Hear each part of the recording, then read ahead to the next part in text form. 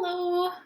Hope you're doing well. I had a question come in from a student about week 5 for this is Mr. Jansen's materials, which are probably pretty similar to the other students' materials too. So if you're watching this and you don't have Mr. Jansen, it might be helpful as well. All right, so I think the tricky part about this question is this first part.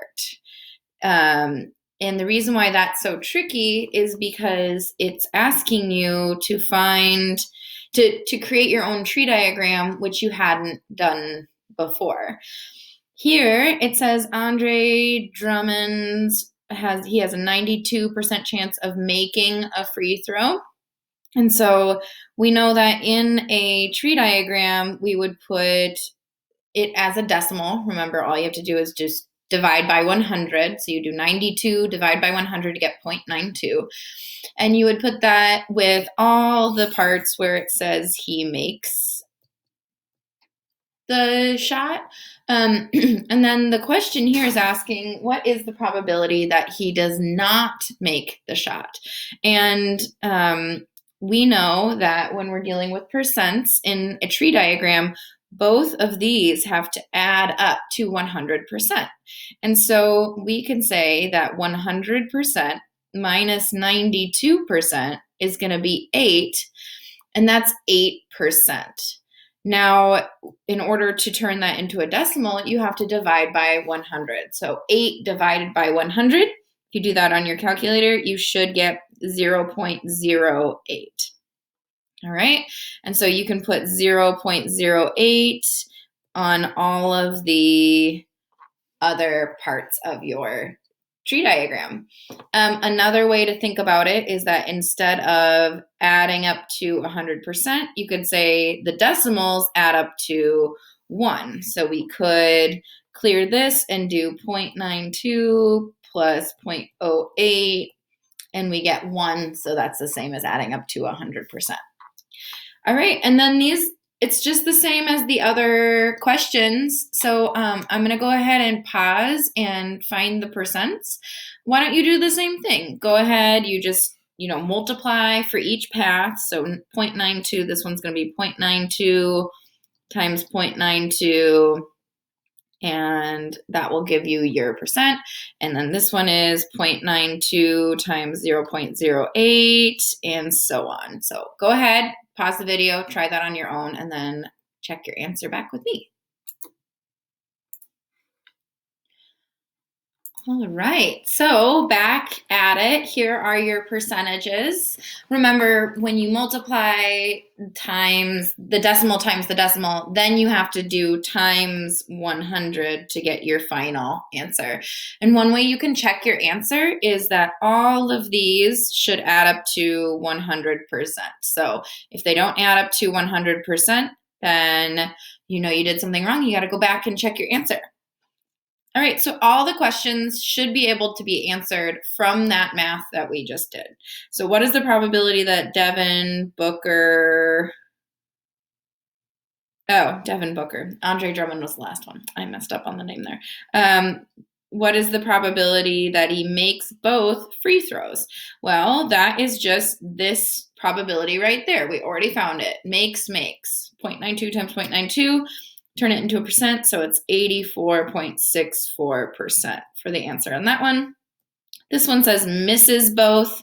Very small percent that he will miss both shots because he's very good at free throws, apparently.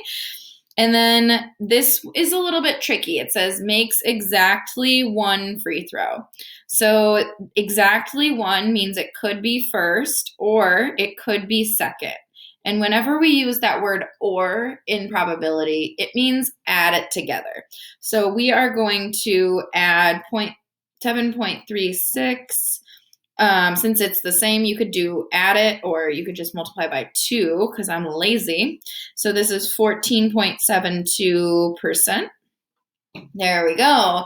And then another kind of tricky one is this last question. It says makes at least 1 free throw. At least 1 means 1 or more. So it could be that he makes the second one, or he makes the first one, or he could have made both, right? Because the words at least means it could be one or more. The only one that's not included is this one, because that's where he makes none. So we're going to add up all of those things together. We already got 14.72, and I'm going to add 84.64, and I get 99.36%, which, if you think about it, that's all three of them added together. It's also 100% minus 0.64. So you could have chosen to just subtract 0.64 instead of having to add three things. But either way, you should get the right answer. All right, and there was some more questions on the very last page, which I think it looks different because we're not using tree diagrams, because 12 things happening in a row, that'd be a huge tree diagram. So it's not really practical to draw it out. But the idea is you're going to be given a percentage, and then you are going to say how many times in a row is that event happening. So that would be 12 for this bowling question. And you just take your percent and you raised it to that power. If you're using an iPhone calculator, I don't think I have one of those on here, but in order to do the exponent, you have to turn your calculator sideways. So I'll kind of hold it up to the camera and show you what I'm talking about here. Sorry, I'm kind of slow. So here's like the normal way you would hold your cell phone calculator. And then this way you want to hold it if you want to do the exponent. And you can see that the exponent button looks like this. It's the button that is, it has an X to the Y on it. Okay, so that's just for those of you who are using your phone. Otherwise, this calculator can be used pretty easily. For example, and you don't have to put parentheses there, so 0.75, and then go to the second part of the calculator and do the X to the N button.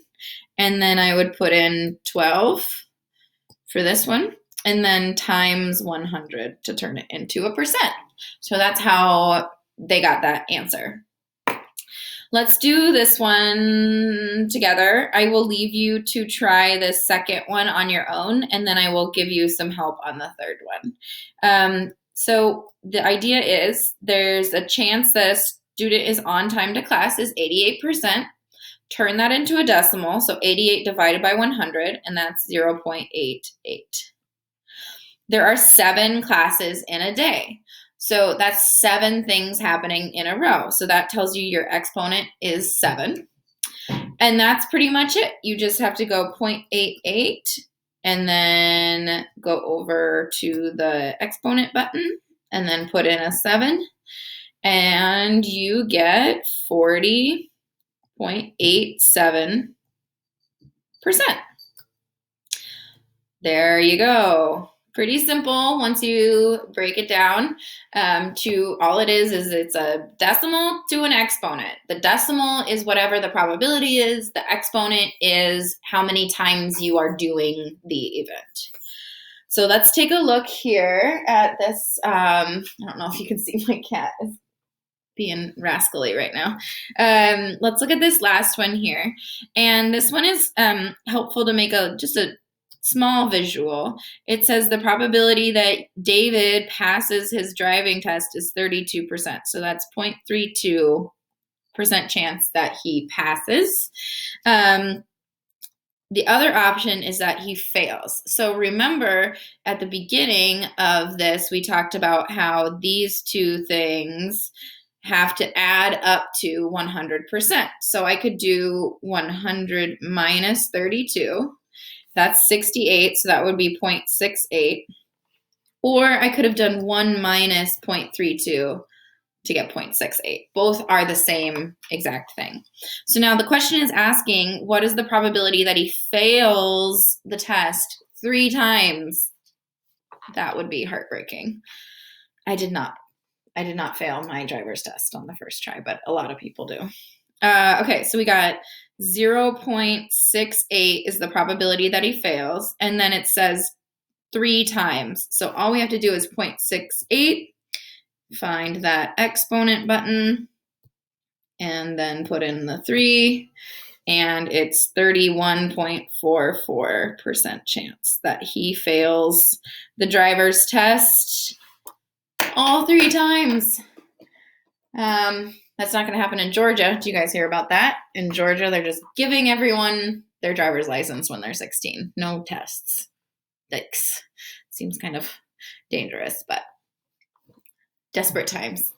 Okay, so I hope this video was helpful for you. I miss you, and have a good weekend. Happy Friday.